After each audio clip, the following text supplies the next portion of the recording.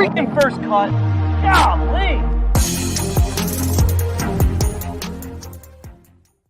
What's going on, YouTube? It's time for a little playoffs, DFS, and we're going to take you through each and every tier for this week's FedEx St. Jude Championship. Hit the like button. Make sure you're subscribed. We'll jump into it right now.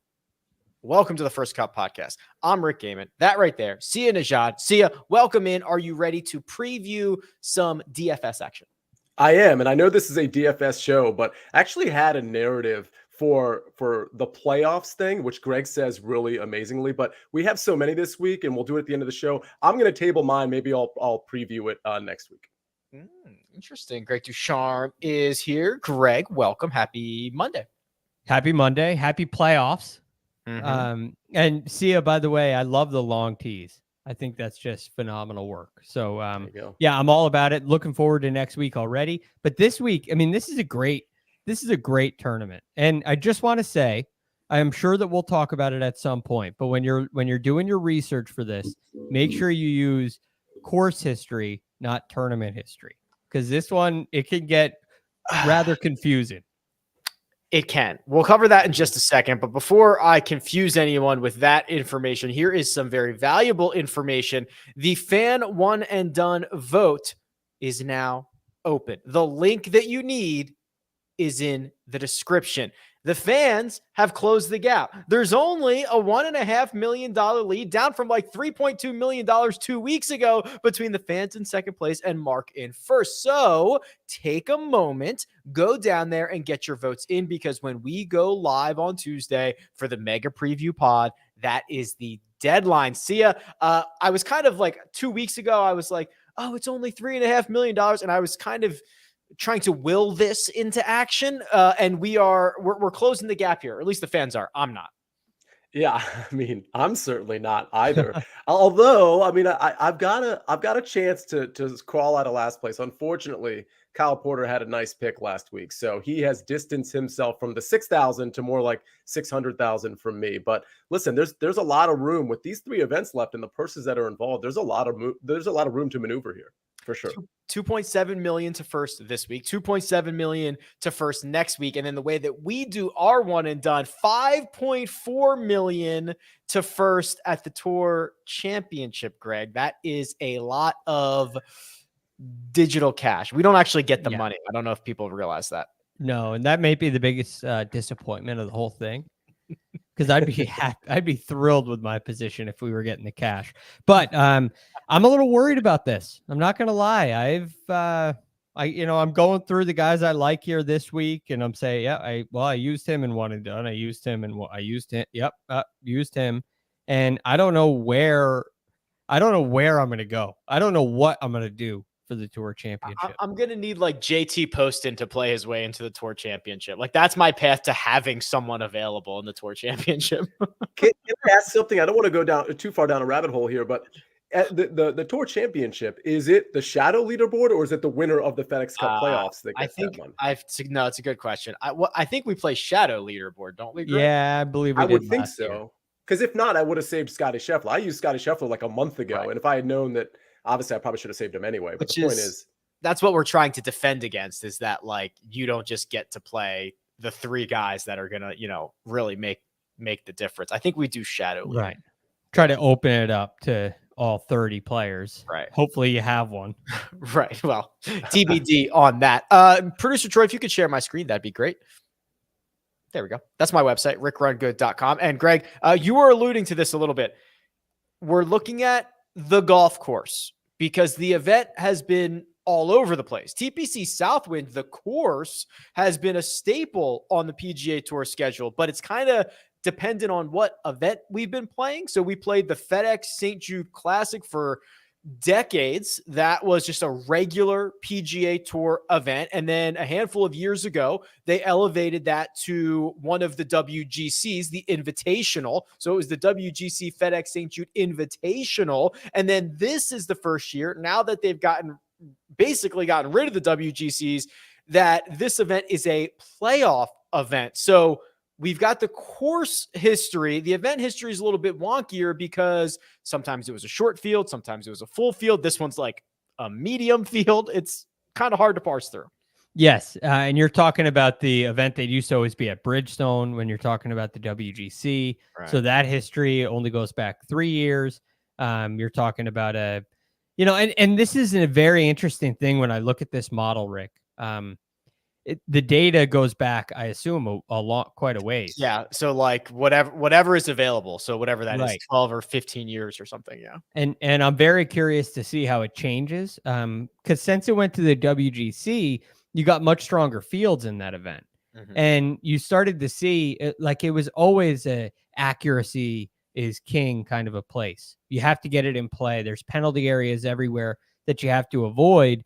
And the guys that were really accurate, Daniel Berger is one of them. You had a Fabian Gomez win. Even last year you had Abraham Ancer, who is definitely more accurate than he is long win. But when it became a WGC, you add into the mix the Brooks Koepka, the Justin Thomas, the Dustin Johnson kind of winners who are a little longer and a little less accurate. So, for me this week, one of the biggest things that I'm looking at, and I think it's really important, is that approach play. Yeah. I think iron play is the one thing that no matter what the field looked like, iron play seems to be really important. And I'm going to be focusing a lot of my attention on that this week. Yeah, as will I. I think this is kind of a pure ball striker's paradise, Sia, not only from the second shot, the approach play, but there are penalties out there in terms of if you're playing out of the rough. It's one of the kind of biggest differences between the score you can make out of the fairway and the score that you can make out of the rough. It's kind of hard to predict this. Sometimes you can catch like a little bit of a flyer. Sometimes it comes out dead. So those guys who are long, straight, and can hit their irons and wedges very well, that's where I'm headed this week. That's where I'm headed too. I mean, honestly, I'm not suggesting they're the same courses, but there is some overlap with, at least with what I was looking into last week. I definitely want guys who are going to be playing out of the fairway, who have good approach, and the putter maybe a touch less of an emphasis this week versus, let's say, last week or the last few weeks. But yeah, I don't think I need to elaborate much on that. It's definitely a ball striker's course, and I'm definitely preferring guys who, if they're short, that's okay. I'd rather them be in the fairway than long and in the rough. Let's get a hair nerdy here, Greg. The Memphis area has received about 5 inches less rain than expected this summer. So it's been much drier. That obviously can create more firm, more fast conditions. They redid the Zoysia fairways in most of the holes. There are still 5 holes that have the old stuff, which is quite soft, and the new stuff is quite firm. So there's going to be this kind of little battle that these guys are dealing with almost hole by hole on that ground impact, that club impact that we often hear about. Yeah, that'll be interesting to see. With these guys at this level, I worry about it a little less. If we're talking about guys who are great iron players, you're talking about ball first contact. But the thing about the rain is really interesting because when these greens get firm and fast, they become a lot harder to hit. And the fairways will become harder to hit, at least, a number of them. And that really increases the challenge. It's not a long golf course. So you see there at par 70, under 7,300 yards. It's not overly long, but it will create a real test of precision. And when the golf course gets firm, those penalty areas start coming into play even quicker. I mean, there are some water areas over greens, which is where, all of a sudden you can get into some real trouble. And they're not overly receptive greens as it is. So you have to be really precise with the ball striking. The only thing that I wonder, that news, firm and fast, does it put a little more emphasis on short game, which is not really something I was looking into a ton heading in. I'm still leaning towards iron play, but I'm wondering how that's going to play out if it does give it a slight advantage to some guys who scramble really well.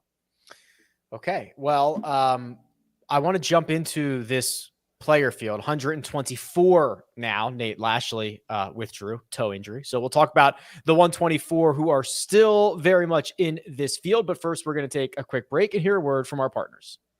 Now that you've seen them do the universe, it's time for them to do a new series.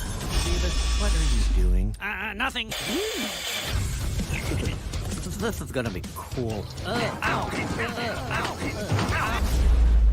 Well, we just came here to break stuff. Fire! Hey, what are you doing? Beavis and Butthead are back with an all-new series, now streaming exclusively on Paramount Plus. And we're back. Here's the cheat sheet. 1, 2, 3, 4, 5, 6, 7 golfers in the $10,000 range. See, that feels like one of the larger $10,000 ranges we've seen in quite some time, with Rory McIlroy leading the way at $11,000, even Scotty Scheffler at 10.8, Xander Schauffele 10.6, Cam Smith 10.5. Then we rounded out with Patrick Cantlay at 10.3, Justin Thomas at 10.2, and Jon Rahm, the 7th most expensive golfer, at an even $10,000. Interesting how things change with Jon Rahm at the bottom of this range. He is unfortunately, that's going to be one of the two guys I'm just going to X out right away. And honestly, I don't have anything against Jon Rahm or Cameron Smith. I understand how good and talented they are. Those are the two guys I'm not parsing among. For me, obviously, Rory, that leaves Rory, Scotty, Xander, Patrick Cantlay, and Justin Thomas. Of those 5, I think the 2 I like the best are at the top, Rory and Scotty. And frankly, the 3rd place guy is probably the next guy down there, is Xander Schauffele. But I obviously love how Rory's been playing. Tee to green, he's only down last 24 rounds to Tony Finau. But if you look at the weighted tee to green, and this is not a big difference, but I just want to point it out because you can find it on your website, rickrungood.com. If you look at the weighted tee to green last 24 rounds, Rory race out number 1. And I believe Tony Finau is number 2 there. So I just love how Rory's playing. I love how he's contending in most of the tournaments that he's been playing. I think he's playing the best of anybody in this field. That includes Tony Finau. And yeah, that's where I'm hitching my wagon for sure in this top range. Scotty is a different conversation. He hasn't been quite as good, although the ball striking has been okay. He hasn't been quite as good, and that's more of a putter thing. And we'll just see if that rebounds. I'm willing to gamble on his upside at this price. Yeah, unfortunately, you have to kind of start splitting hairs with the guys at the top of the board. The only knock against Scotty Scheffler is that he's not putting as well as he was putting. That has not stopped him from piling up top 15 finishes, including a couple of runner-ups during that quote-unquote putting slump. Rory McIlroy is seemingly firing on all cylinders. I tweeted this out a little bit earlier. He's gained 98 strokes to the field in his last 8. It's like an unbelievably historic rate. And Greg, I wonder if he's going to be able to keep it going at a place that he's generally played very well at. Yes. And again, you look at Rory's all around game, and it is the best in the field. I mean, this is not only is he the best in the last 24 tee to green, but he's having his best putting year as a whole of his career. I mean, he's a top 10 putter on the PGA Tour this year. You could make a very strong argument that Rory McIlroy is the best player in the world right now. He doesn't have the accumulated wins of a Scotty Scheffler. And so I understand why the ranking is the way it is, but I'm looking at Rory's game as the strongest game of anybody. And we know what he does this time of year. He has a tendency come playoff time to really stand out. So look, Rory belongs at the top of this list. And I wouldn't be afraid to play him. I think 11,000 is a very fair price. And I feel the most confident in him. I do really like Scotty Scheffler's game as well. Just like you guys, there's so much to like about him. And the thing about his putting performance is two of those recent events are in Scotland, right? Very different green complexes. And I know he was struggling a little bit before that, really ever since the Masters, you could say. I mean, he's only gained strokes in 2 events since the Masters on the greens, but a little bit of time off since the Open Championship, I think could go a long way for that. And I think Scotty Scheffler is a really good driver of the ball. His iron play has been really good all year long. And I think, I mean, look at it. It's every event for, what are we talking about here? Every event since the Players Championship, he's gained strokes approaching the green. And basically the same stretch with one exception. He lost strokes off the tee at the PGA. Every other event, he's been in the same category. He's a really straight driver of the ball, considering all of his distance. And I have to think that's going to be a big advantage for him this week. And if you do go to the short game, if you do think short game is going to start to come into play here on these firmer greens this week, well, I feel really good about Scotty Scheffler in that kind of a ball game as well. So those two guys are definitely the best options up here. Okay. Let's keep digging though. What else we got, Greg? Yeah. All right. So to keep going, because I think we're all in agreement, the top two, there's nothing wrong with them. Now, Cam Smith is really hard for me to ignore in this range. One, I think he's still really hungry. There's a lot to chase. And some of the rumors I've heard, he says, hey, where are you going to be next? He was asked that after the Open Championship, and he said, I'll see you in the playoffs. I have another trophy to win. And, I wouldn't be surprised if he won here. The importance on iron play. He's the third best iron player on the PGA Tour this year. He's coming off a win. I typically don't like that, but he's also had a little bit of time off. We've put that to bed, Greg. These guys are winning back to back and defending and doing it all. Putting's really important in your model, Rick. He's a great putter. I worry about his driving accuracy, but I think when the golf course gets firmer and faster, that disadvantage for him can be reduced. So I think, and again, with all the live rumors that surround him, I wonder if that's going to push some people away from him. People kind of look at him a little bit different and wonder if that's going to have an effect. I don't think it should. I think you should eliminate that bias from your DFS predictions for this week, because he's shown, there's just no effect on that. If those rumors are true, if they're not, it doesn't seem to matter to his performance right now. I think Cam Smith's really hard to ignore here. Finished 5th here in 2021, 12th in 2019. He finished 59th in 2020. Remember, that was the no-cut WGC version of this event. So 59th out of like 77, 78. Sia, you mentioned kind of Xander Schauffele, I think, being kind of your third man in here after Rory and Scotty.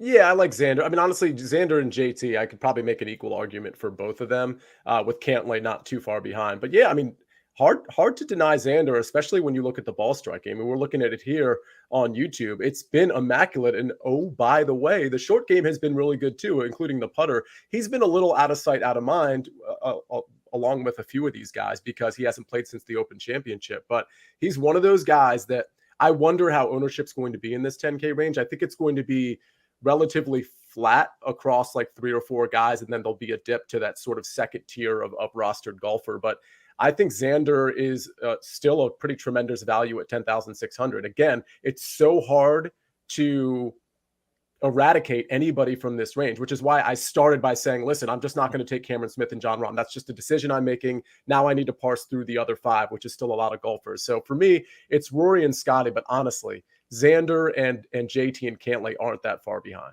Yeah, can't play them all, unfortunately. You'll run out of money very, very quickly. Let's try the $9,000 range here, because these are good golfers too. Matt Fitzpatrick, 9,800. Tony Finau, criminally priced at 9,700. Will Zalatoris, 95. Cam Young, 93. And Jordan Spieth at 91. Almost forgot. Victor Hovland, flat $9,000. Greg, this is where things start to get really, really interesting.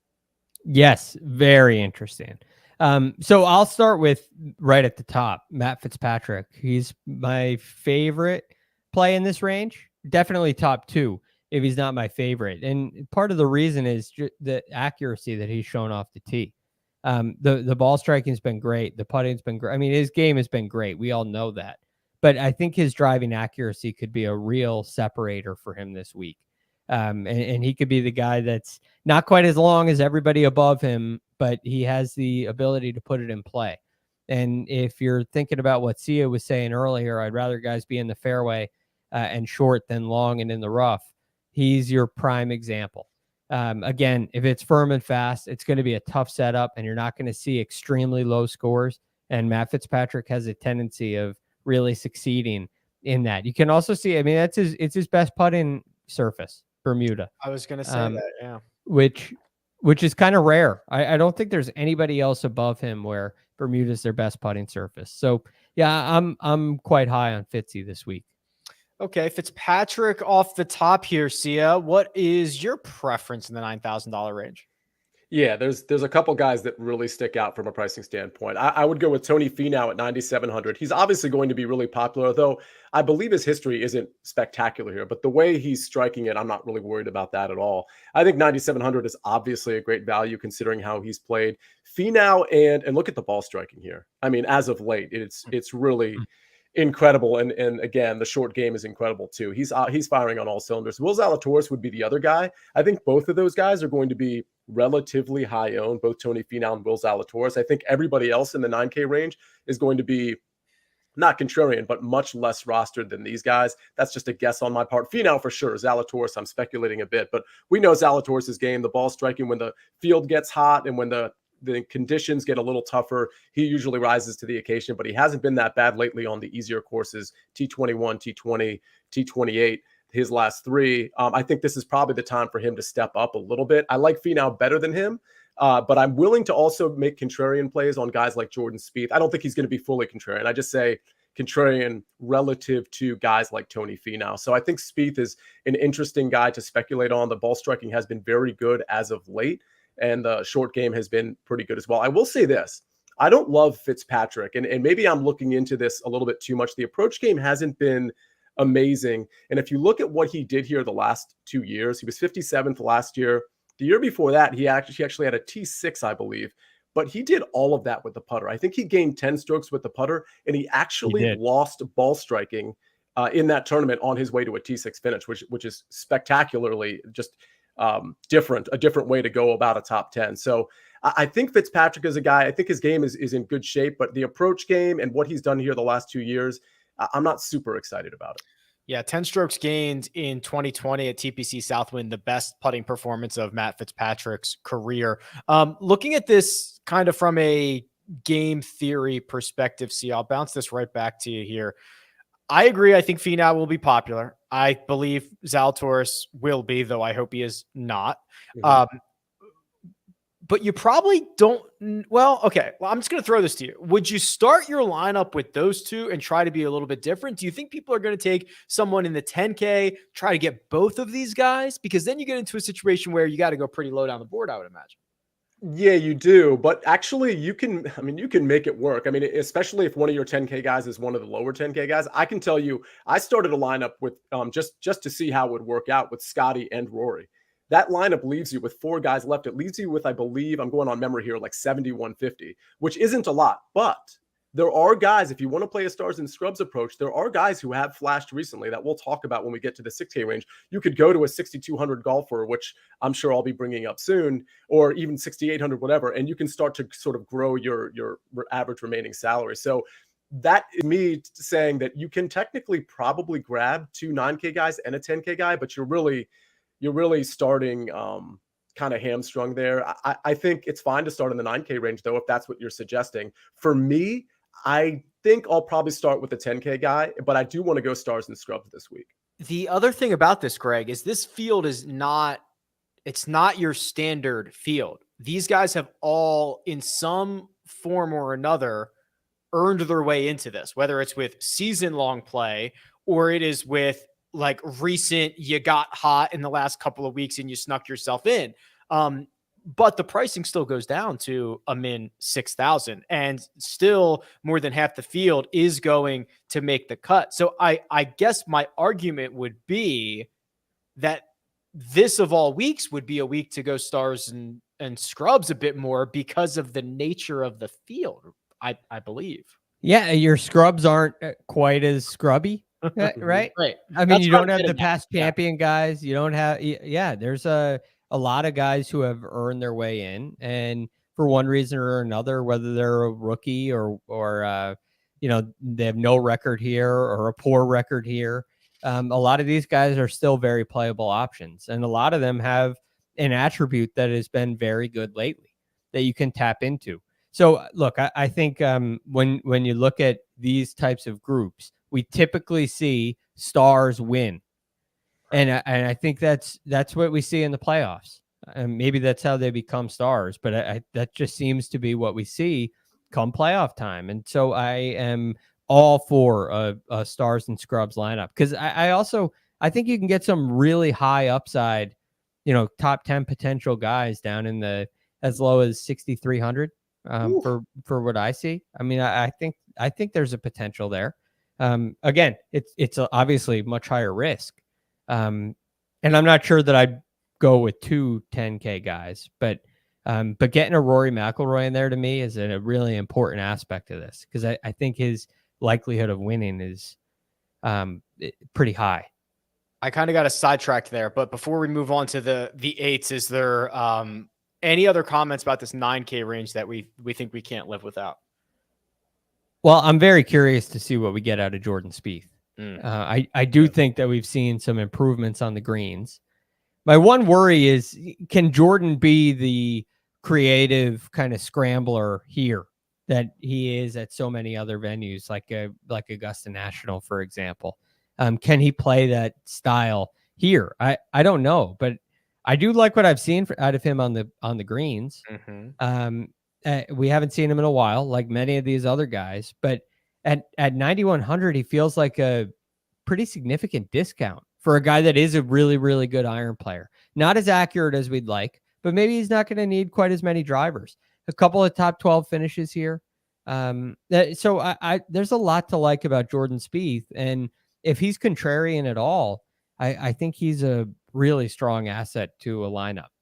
I think the main contrarian play here is probably going to be Victor Hovland. I think Jordan Spieth will be contrarian relative to Finau and Zalatoris, but I think Hovland is the big time contrarian play. And it's not, you can't just look at the 9K range, because I think what's going to happen is people are going to take like Jordan Spieth or Zalatoris or Finau, maybe Fitzpatrick, but instead of taking Hovland, they might just drop down to Colin Morikawa at 300 less. So I think he kind of gets squeezed out of that range a little bit. Does Jordan Spieth hit enough fairways for you, Greg? No, that's the worry. But then again, Justin Thomas won here and was not hitting fairways, right? And so, look, there's been a precedent, and I think he has the ability. While he's not my ideal play, if people stay away from Jordan Spieth, I think he has enough of the assets where he can win, and he gives you win equity. And if Jordan Spieth's sitting up near the top of the leaderboard, he's certainly a star, but he's not really priced out in the stars and scrubs aspect. And so I think that can be a really nice fit where, again, there's risk and there's more than I'd like. And that's why I think he's priced where he is. But if you see his name on near the top of the leaderboard on Friday night, you're going to be awfully happy you have him. Because you'll know at that point that he can compete over the weekend with anybody on this list. Nobody wants to see Jordan Spieth up there with them, because he can go. So I'm attracted to that, hearing that he might be contrarian compared to Finau and Zalatoris, because I think he has more win equity than those guys. Let's continue down the board here. The 8,000s, the 7s, and obviously the 6s. Find some value. But first, we are going to take a quick break and hear a word from our partners. And we're back. 8,000. Pretty tight. Colin Morikawa, 87. Sam Burns is 86. Sung Jae Im is 85. The bottom half, Matsuyama, 84. Shane Lowry, 83. And then we rounded out with Billy Horschel, Joaquin Niemann, and Ju Hyung Kim, Tom Kim at 82, 81, and 8,000 respectively. Sia, this is a range you alluded to a little bit with Colin Morikawa being here at $8,700. How do we start to assess the options here? Yeah, I like three guys a lot here, and it's right in the middle of the range. They're all right next to each other. It's Hideki Matsuyama, Shane Lowry, and Billy Horschel. Wow. I think a couple of these guys, if not all three, I mean, obviously they're going to pick up some ownership, but I think they're a little bit forgotten, all for sort of different reasons. Billy, I'll start with Billy in the sense that, he was kind of underwhelming last week. He was supposed to be, he's supposed to be a top 20 guy, I think, in a lot of people's minds. But I think, again, when it comes down to the FedEx Cup playoffs, he tends to step up. I'm not in love with the approach game. I do like how he can flash with the putter. Off the tee looks great. So Billy's a guy that I think is going to be relatively contrarian that I like. But I really, let me start with Hideki after that, because he's been really good here. If you want to look at course history and how they are doing it on the course, Hideki has been really crushing it. The last 3 years, he's actually lost with the putter here, but he's gained ball striking in very significant ways, including gaining, over 13 tee to green last year on his way to a second place finish. So I love the history. I love how he's doing it with the ball striking, with the around the green game. He's losing with the putter, but that doesn't bother me too much because he's not losing big with the putter, and we know he can rebound the other way on that. So Hideki's a guy I really like. And then finally, Shane Lowry. Shane Lowry is another guy that's kind of forgotten, a little out of sight, a little out of mind, but we know how prolific of a ball striker he was earlier this year. And at this price, I think it is a very, very reasonable roster slot for you at 8,300. It's kind of amazing that he's 8,300, actually. Lowry hasn't lost strokes in the ball striking category since Summit Club. That was in October, which is great. Unfortunately, he's also lost with the putter in 5 straight. So if we figure that out, could go a long way for Shane Lowry. Greg, I must admit, those were not necessarily the 3 names I was expecting Sia to roll out with. What do you have in the 8K range? No, well, I will start with Shane Lowry because he was the only guy that you mentioned who was on my list as well. And I'm rather fond of it. I love what he's done with his ball striking. I was very high on him last week. He had a little issue with his golf clubs. Did that contribute to the fact that he lost 7 strokes putt in? Probably not. I mean, he lost 5 in a row before that. And I was expecting a bounce back on the greens. We didn't get that. We got the exact opposite. That's disappointing. But I don't want to let that bias creep back in and keep me away from a guy who does everything that I want this week. I want guys who are putting the ball in play. I want guys who are hitting it well, guys who play tough courses well. Shane Lowry checks all those boxes. And if the one thing that I'm waiting on is a putter to turn around and get hot, well, I'm willing to take that risk on Shane Lowry.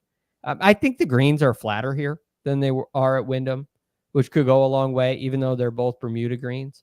So I'm very fond of Shane Lowry. I think it's well worth the risk. And we know where the risk is. It's with the putter. But I think betting on a turnaround on the greens is a good play for somebody who's not a terrible putter. He just has been struggling of late. So anyway, he's number 1 on my list. I have a hard time, and I'm sure I won't be the only one here. I'm hoping the 2 most recent missed cuts keep people out of here, but playing Colin Morikawa at 8,700 just seems like the right idea. Again, what are the things that we're prioritizing here? Accuracy off the tee and approach play.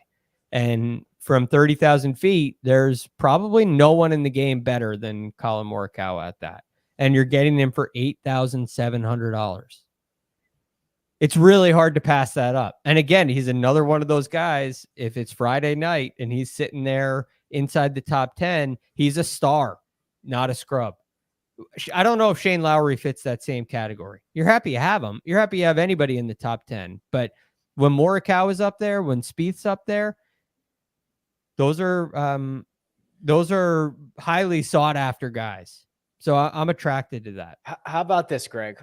You like buying low because tomorrow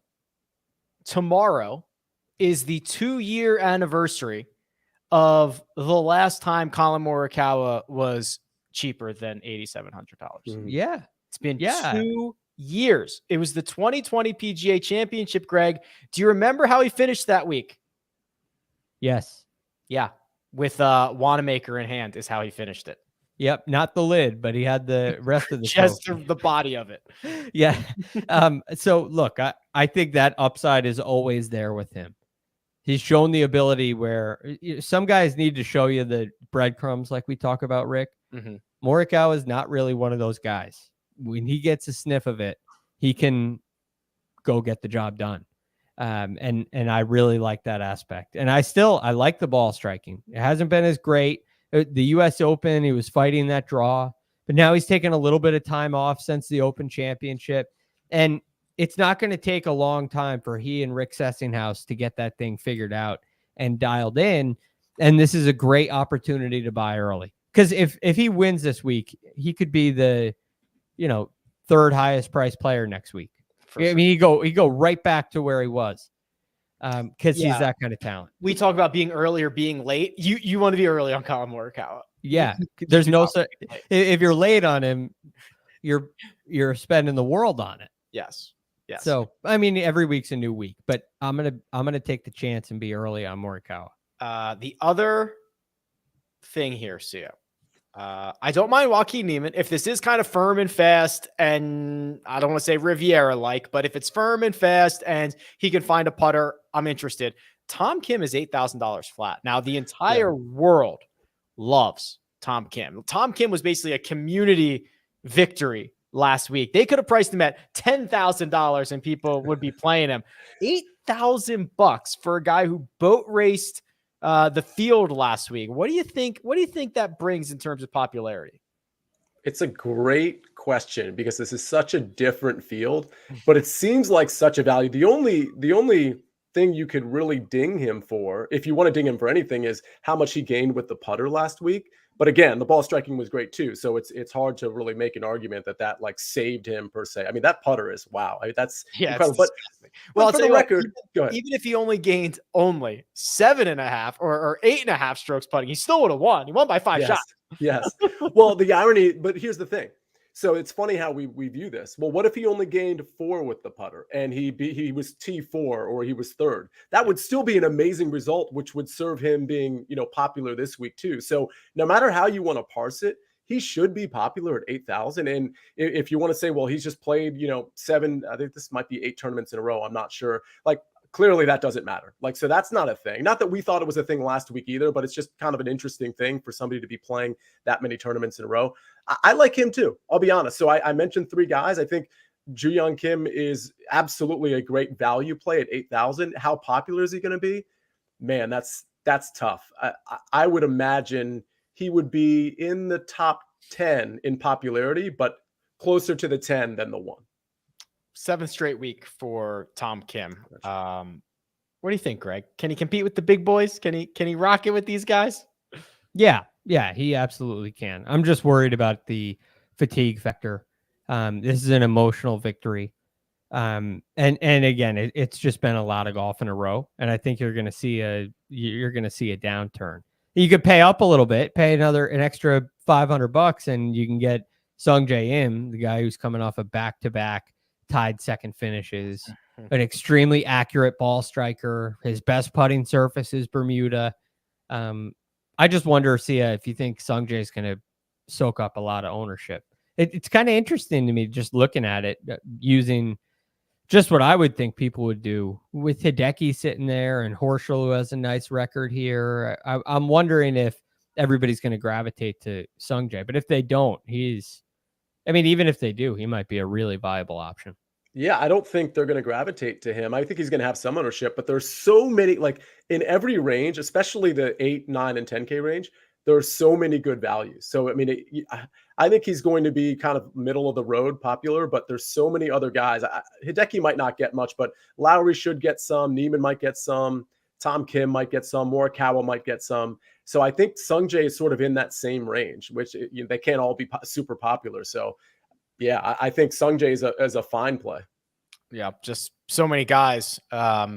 Be interested to see how that shakes out over the course of the next couple of days. $7,000 range. This is where we start to get to the big section of golfers. Max Homa, 79. Russell Henley, Terrell Hatton towards the top. The bottom of it at $7,000 flat. Adam Long, Brendan Steele, Emiliano Grillo, Gary Woodland, Jason Day. All right, Greg, first crack at the 7K range. What are we looking for here? All right, so I'll list off a couple of names and then I'll get to some that I'm really interested in. But I think Henley and Hatton are attractive up near the top. I think Davis Riley shook some rust off, and you're going to see his true talent kind of show up again this week. But the 2 guys that I think really stand out to me are a little bit farther down. And it would be Cam Davis and, 3. Cam Davis, Ches Reavie, Scott Stallings. They're kind of my favorite guys in this range. Now, Cam Davis, longer hitter. You wouldn't expect him to be overly accurate, but he's had a lot of success on these shorter, trickier kind of golf courses this year. His recent form has been fantastic. Since the John Deere Classic, tied 8th, 6th, tied 16th, tied 14th at the Rocket Mortgage. He's gained strokes approaching the green in all of those. And he's only lost strokes approaching the green in 1 event since the Arnold Palmer Invitational. So I think the course fits, even though his record here isn't anything to write home about. He's only played here once. So I love that aspect. I love the iron play. And I think the putting is fine as well. So he really is somebody I'm very interested in. Ches Reavie. This is kind of, I feel like Ches Reavie could be the guy at this at the end of this tournament where the leaderboard is loaded with stars, and all of a sudden Ches Reavie's there with a tied 7th. And you're saying, where did this come from? It's the perfect kind of golf course for him. And he has a pretty good record here too. I mean, he has 3 top 10 finishes, 3 top 6 finishes. Great record here. Yeah. And I think it rewards the accuracy, rewards solid ball striking. And the thing that he has been missing lately, even though he won just 2 starts ago, is the putting. And again, going back to the Scotty Scheffler model, there was another guy, Shane Lowry model, right? All these are guys that have been struggling on the greens recently that I think you could see a turnaround here. So I'm very interested in him. And lastly, Scott Stallings. Real quick here, because Ches Reavie has the best TPC Southwind course history of anybody in this field.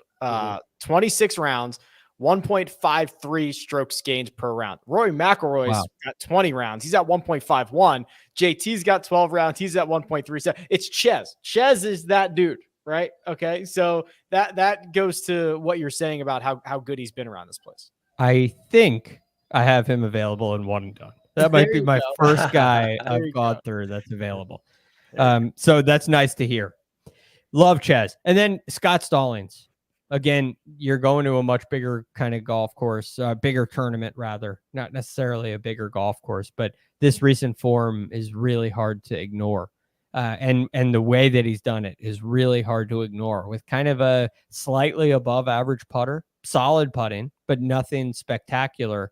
All he's done is rattle off 4 straight top 15 finishes. And he also has played well here too. He's no Ches Reavie, but he came and tied 2nd back in 2013. In 18, he was tied 30th.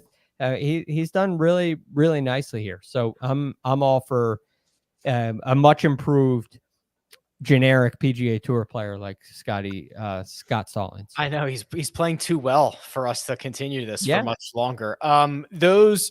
If you put everybody on their last 16 rounds, Scott Stallings is like the 7th best player in this field. So he's been absolutely dialed. Okay, Sia. Greg has picked through the 7K range. What do we have left here? Yeah, first of all, I agree on Reavie. The finishing positions and then what he's doing each time in terms of where he's gaining strokes. I mean, he's a monster off the tee here, which kind of lends credence to the fact that you don't need to be super long. If you're accurate, you're going to be gaining on your opponents. But I think he's going to be really popular. I just want to point that out because he's going to make so many lineups fit. They're going to do stars, and then they're going to go down to the 6K range, and then boom, they're going to have 7,100 or 7,200 left. And Ches is definitely going to make sense. So I'm not saying not to play him. I actually like him. I'm definitely playing him, but consider the pivots in that range as well. I think that's going to be really important for your like bigger tournament type lineups. With that said, at the top, I'm not really in love with anybody up here. I think Seamus Power and Tyrrell Hatton are interesting. I think Hatton is starting to find his game over the last 2 tournaments. I've noticed he's hitting a lot more fairways. His approach game is on. His off the tee game is, average. But I am seeing a trend in a positive direction. When it's a trend coming from a caliber of player like Tyrrell Hatton, that gives me a lot of confidence, as opposed to a guy who's maybe new on tour and I'm not really sure what his game is. So Hatton's interesting if he's sort of lower owned. I would say the same with Seamus Power. It's the bottom of the range, just like Greg, that I like. I'll rattle off 4 or 5 guys, and then I'll talk about some of them. First of all, Ches Reavie was one of them. Chris Kirk at 7,400. I think he is kind of part of that Ches Reavie mold, or at least that short, accurate hitter who can get hot with the putter mold. So I do like Chris Kirk, JT Poston, and Brandon Steele towards this bottom of the range too. Poston has been really good. Ball striking, putting, he has just been really good. And this might actually be the course for him. Let's see. His history is not bad, actually. A 30th in 2020, and then you go back to 2018. It's an 18th. But the only other guy I want to mention is Scott Stallings, which Greg already talked about. You can't argue with the ball striking. He is this doesn't seem like a fleeting thing for him. It seems like he is in a zone, and at the price he's at, he's certainly a tremendous value. So, Sia, as far as because Ches Reavie and Scott Stallings, same price. Do you think the general public is going to go more towards Ches Reavie because of the course history, or more towards Scott Stallings because of the recent form? Or do you Yeah, think, it'll split? I think it'll be close, but I think it'll be Chez Reavie. It's impossible to deny his course history here, and his recent form is not terrible either. So, I mean, I don't know. I guess it'll probably be the same. And I think they're both fine plays. I think if you're looking at that range, I think your Cameron Davis play is a really good contrarian play because people aren't going to go there. I think Brian Harman might be a good play from a contrarian standpoint, although he tends to pick up some ownership. Adam Long is interesting there. Brandon Steele likely picks up ownership. Emiliano Grillo, if you want to go there, those are some maybe slightly contrarian plays. Then, of course, you get to the 6K range after that. I didn't realize how good these Grillo results have been since he had that like massive slump where he missed 6 out of 7 cuts, 7 out of 8 cuts if you include the Zurich. Much better, back on track. Couple of runner-up finishes at the John Deere and the 3M. It's a lot better than I was expecting there. I'll point out another. Yeah, he seems to be kind of getting his groove back, though, especially with the ball striking from a couple of years back. Alex Noren, I think, would be another interesting contrarian play because he's definitely been out of sight, out of mind. He hasn't played in a little while, and he has good history here as well and decent recent results. He, if you just filter by like straight playoff events, he's been when he gets into the playoffs, he's very good in the playoffs. He's a playoff player. He, turns it on at the right time of the year, but much smaller sample size than a lot of the other guys. Okay, Greg. The value options. The 6,900 crew. That's Kisner, Herbert, Leishman, Hubbard, Kuchar, Clark, Wyndham. And the min-priced golfers, Max McGreevy, I believe he was min-priced last week, 6,000. Played his way in, finished 5th. Nick Watney, Robert Streb, Ryan Brehm, Sam Ryder, and Chad Ramey. What do we like in the $6,000 range? I like, let's see. I have a lot of names written down. So one, I'll start here at 6,800. Because there are some guys that I really like. There are some guys that have my interest. I like Brendan Todd for one. And Brendan Todd, again, extremely accurate. I do not expect him to soak up a lot of ownership. He's accumulated a number of top 15 finishes here. 3. He's missed some cuts in the other ones, but this seems like the kind of golf course that's going to ask for accuracy. And it always has. It plays into some of his advantages. Let me say it this way. His style can work here. And he's one of the best putters on the PGA Tour, I believe 2nd for the year. Also, he's coming on course record tonight in just about 40 minutes. You're going to give him the course record bump. That's nice of you. Yep. But I liked him beforehand. I mean, he makes sense even before that. He shot 67 after he shot 30 on his last 9 at the Wyndham last week. So I think that probably gave him a little boost of confidence. So I really like him. Now, one of my favorite players of the year, kind of a go-to 6K guy earlier in the year, was Tom Hoge. And then he kind of lost that pricing.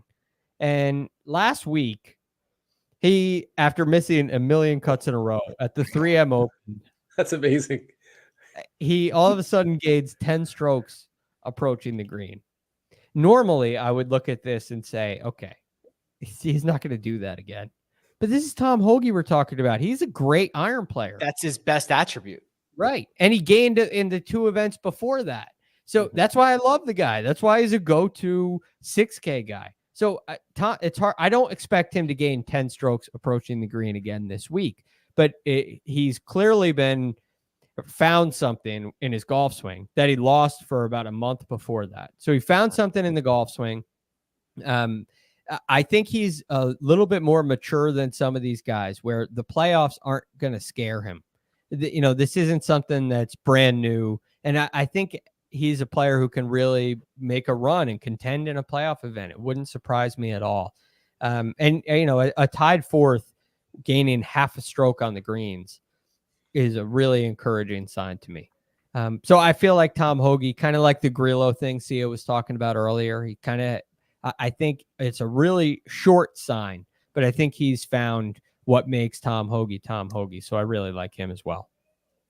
Taylor Moore coming off of 2 back-to-back 6th place finishes. He's got 4 top 25s in his last 5 starts. A lot of guys down here, Sia, who like got hot last week or finished well last week that I think might be popular again, at least all relatively speaking. But what do you see in this $6,000 range? Yeah, first of all, this sort of lends itself when you look at these names, even if you go lower, like these are pretty good names, as we said at the top. These guys earn their way into the top 125. So it really lends itself to a stars and scrubs approach, which I'm definitely going to subscribe to this week. But I just want to point it out that everybody's going to be in love with some guys in this range, either the low 7K range or the low 6K, mid 6K, whatever it is. So I suppose, especially in maybe some of the small, like I shouldn't say small, in any of the tournaments, a different roster construction might be in play here. Maybe a more balanced build could be different. Again, I'm still going to have more stars and scrubs lineups, but maybe you want to have some balanced lineups too, because those might be different than the field. But yeah, I like Troy Merritt and Aaron Rai are guys that really jump out to me. Rai 6,800, Troy Merritt 6,700. They check a lot of boxes for me, including keeping it in the fairway, good history here, and good recent form. So both of those guys, the ball striking is pretty amazing. Now the putter for Troy Merritt hasn't been good, or at least hasn't been good for the last two, but he's pretty much been an even putter over the last, 2 to 3 months. So those are two guys that pop out to me in the high 6K range. If we go to the low 6K range, or let's start with the middle, Stuart Sink has good history here too, and he's playing really well. So I think Sink at 6,600 makes sense. Once we go down a little bit further, a couple of kind of long bombs that I think are really good course fits here are Tyler Duncan at 6,300 and James Hahn at 6,200. Those guys, Hahn in particular, has been playing very well. And then finally, Max McGreevy at a flat 6K again. He showed me something last week. I think he showed some. I think he was on some people's radars last week. Certainly wasn't on mine. But I think if you have to dip that low, which you may not have to, I think McGreevy is fine. It's honestly a really good range. Hayden Buckley, who's been a ball striking machine, who had a wrist injury on Saturday morning after he made the cut last week, which I think might have just been that he left town and wasn't flying private back. I don't have any information on that, but he seems to be all right. Greg, do we know anything about that? Have we talked to Hayden Buckley or anything? No, but he is the guy with top 10 upside at 6,300 I mentioned at the top of the show. So I think it's go ahead, Greg. No, what were you going to say? I was going to say I think it's the same wrist injury that Hideki had a couple of weeks ago. Okay. All right. Well, that makes me feel a lot better. Oh, crap. I'm definitely out of this. I'm going to get some more sleep wrist injury. Yeah. That's the one. And that's kind of what it seemed like to me. Now, he lost for the first time approaching the green since the Charles Schwab Challenge, which was in May. So this has been a very, very good stretch of ball striking for him. Now, if there really is a wrist injury, that could be a risk. Sure. But again, he's at 6,300. So there's going to be, I'm okay with assuming a little bit of risk here. And I don't know if he'll tee it up if he really can. Well, that's probably not true. This is the playoffs. I think he needs to make a little bit of a move in order to advance. So I would assume that he's gonna go no matter what. But I like what he did with the putting. I liked him last week. I didn't like that he WD'd last week, but I think he's very fair to come back to. Now, there are two other players in the 6,400 range who I also think have top 10 upside. It's not Ricky Fowler. One would be Lee Hodges, who kind of let me down a little bit last week. I thought he was going to play a little better. But he played great golf at the Rocket Mortgage Classic and had a really bad Saturday round. And he came back last week and it wasn't necessarily great. I think he has the potential to hit it a lot better than he did the last 2 weeks. So I really like that. And the last guy who I think could be really kind of forgotten here is Kurt Kitayama, who's been playing phenomenal golf. Second at the Scottish Open. He had a second in Mexico. He has really been playing some really good golf. And the approach play this year, he has popped many times. And of late, it's been pretty good. So I'm very fond of a Kurt Kitayama too. Yeah, the other one I'll throw out, again, I think this is a very good range. Steven Yeager, who had like the round of the day on Sunday at Wyndham. T13. He finished 5th at the Rocket Mortgage. He's got a couple of top 30s in his last 6. He's hitting the ball much, much better. I don't mind getting access to Steven Yeager either. So I wanted to ask you guys a question about because there's a couple. There's the McGreevy, there's the Yeager, and there was somebody else in here who was kind of in a similar category. I can't think of who it is, but anyway, the theme is these guys who they put so much energy forth to get to the playoffs. Do you worry at all that they get here and there's a little bit of an exhale? Say, I'm good for next year. This is crazy. I can calm down now, or do you think they just keep right on rolling? I vote the latter. Yeah. Okay, I do too. I just think worst case scenario, they say, wow, I'm in. Let me see if I can, like, now it's all extra credit. Now it's all gravy. Let me see if I can go out and make a run and like it's 3 more weeks if you get hot, right? I think they can stay focused and try to get after it, but who knows? And maybe there's something to be said for just playing a little bit looser. Now you don't have the stress, or maybe the stress is kind of holding you back. But once you're in the top 125, you're just going to play your game and just dial in. I don't know. I think it might affect them positively potentially. Well, in that case, Stephen Yeager's and a Max McGreevy look pretty good. Yeah, I think they're Yeager was, I think, is 99th last time I checked, 97th. So he's got to move up 27 spots. Let's go see what you can do. And then McGreevy, you can do that, as we know, now 113. Joseph Bosa in the chat at 626 producer Troy says, will DFS be changed if the 3 live players, Gooch, Jones, Swafford, get in? So I guess we're under the impression that if those guys do get in, this field will be expanded to 128. And then I guess it would be up to DraftKings, Sia, to add them to the field. And if they choose to do that, they will be available. Yeah, I think DraftKings would definitely throw them in the field if they get to play. I think it's interesting that we don't know the answer to that question yet. I don't know when that hearing, I don't know when the court is planning on hearing what I assume is an emergency injunction that has already been filed. So I probably should know the answer to that question, but I would imagine. I think we're going to know tomorrow, 1:00 Pacific time. Gotcha. So 4:00 Eastern. That's rare that we get a mention of Pacific time. Yes. Thank you. Well, they're in San Francisco. The court's in San Fran. So yeah, that's going to be a very interesting thing to follow. Oh, and if I may, speaking of the court case tomorrow, tonight on Course Record as well, along with Brendan Todd, Trey Gowdy is coming on the show, who is he's a former federal, 4 congressman, former federal and state prosecutor as well. He's not an antitrust expert, but a very educated attorney at many different levels, who is a huge golf fan, and he'll give you some, maybe clear up some of these difficult terms that we deal with in these court cases. So you might want to check that out as well. Did you ever think you'd get on the same show, Greg, a golfer active in the playoffs and also a former congressman to come on and talk about a lawsuit? That's where we're at right now? No, I didn't think injunction would come into play.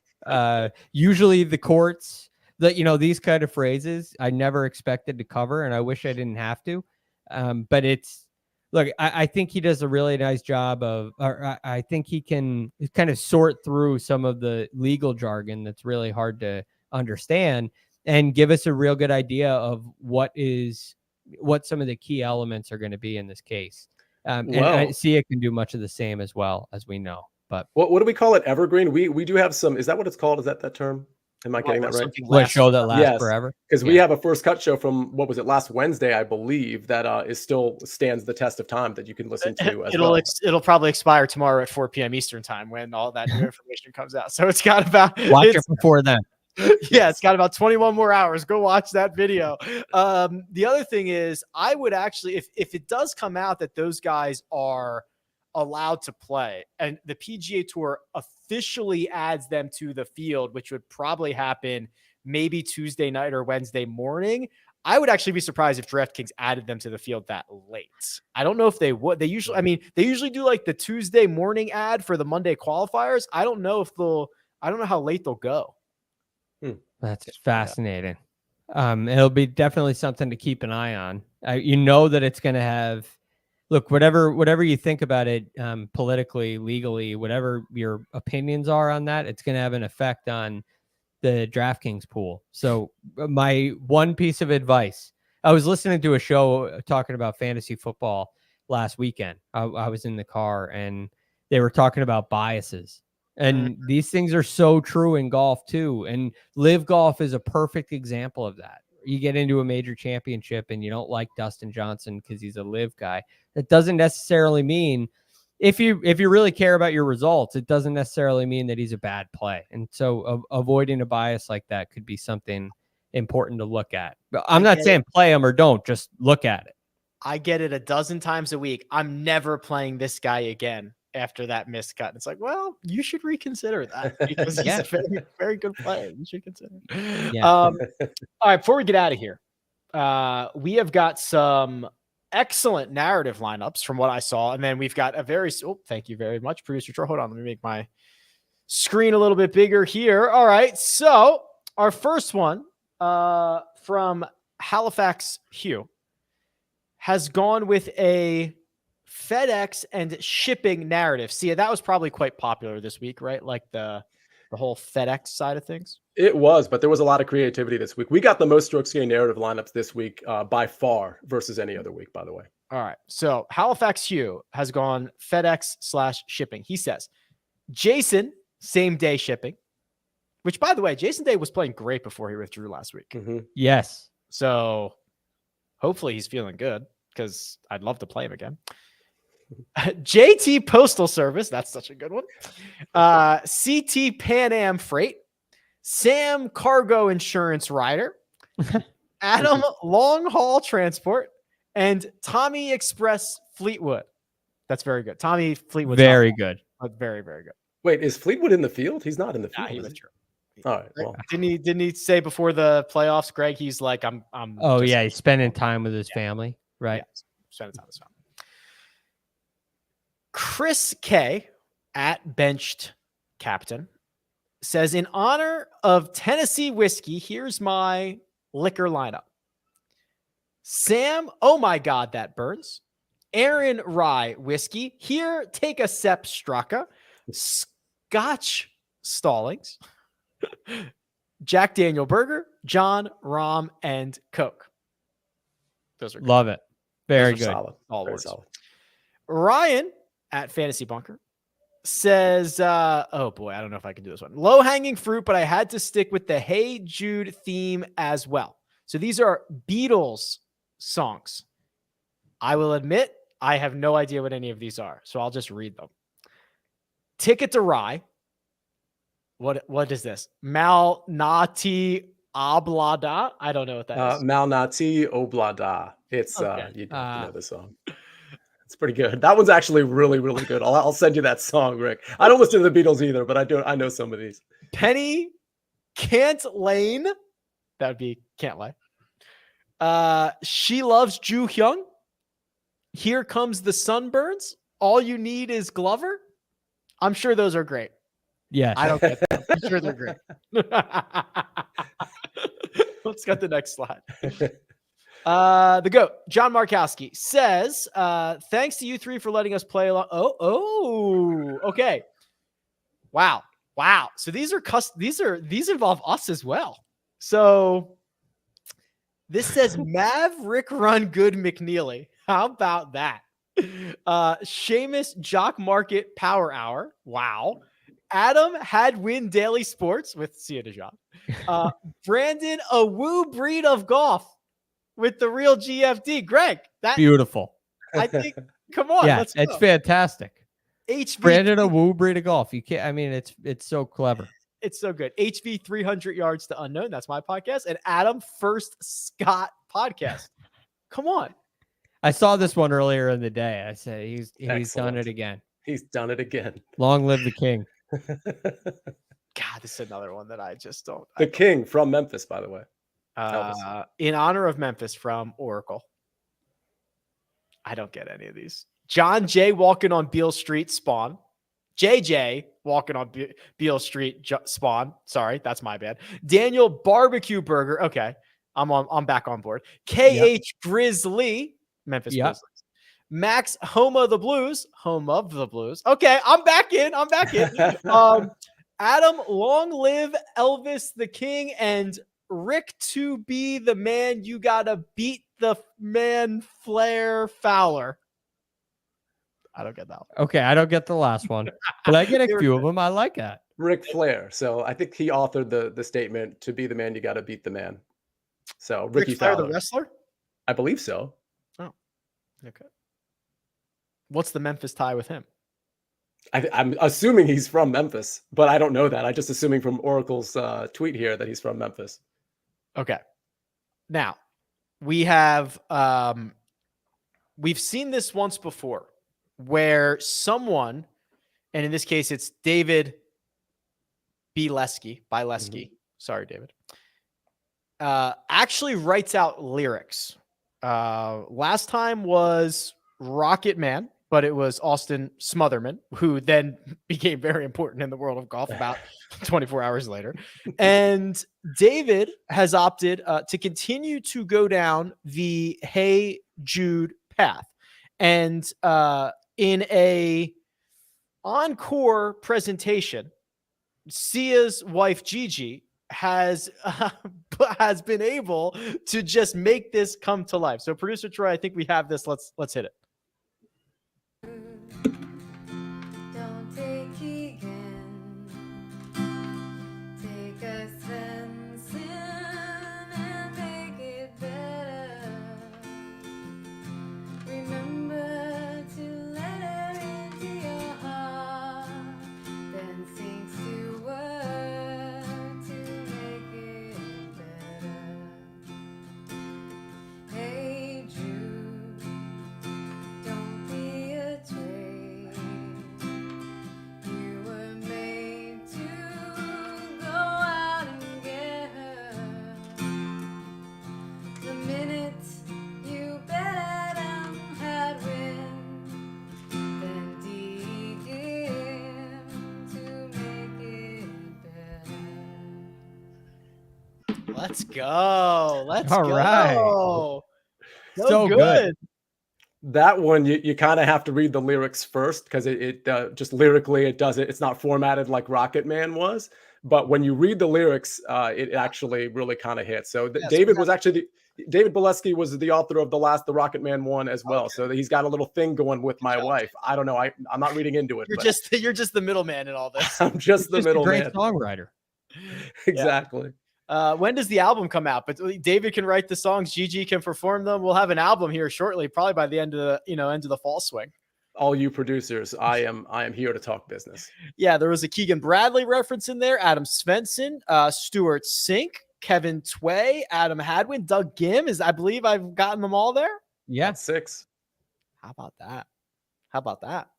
All right, so now which one of these guys is going to determine the cut line this week, like Austin Smotherman did? It's gonna be Stuart Sink. Stuart Sink, very good. He was in both songs, by the way. He was in the Rocket Man song. That's the 7 degrees of Stuart Sink.